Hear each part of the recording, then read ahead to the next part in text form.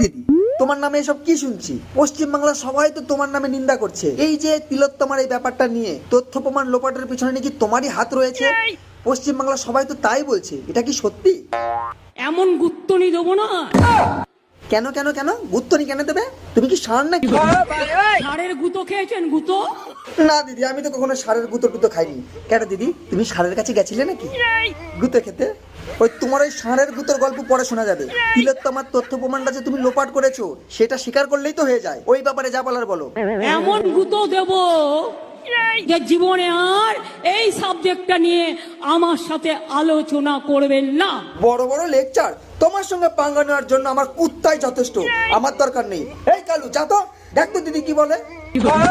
আমি বন্দুকের থেকেও ভয়ঙ্কর, আমি সুনামির থেকেও ভয়ঙ্কর, আমি টর্নেডোর থেকেও ভয়ঙ্কর, আমি তুফানের থেকেও ভয়ঙ্কর। কি করে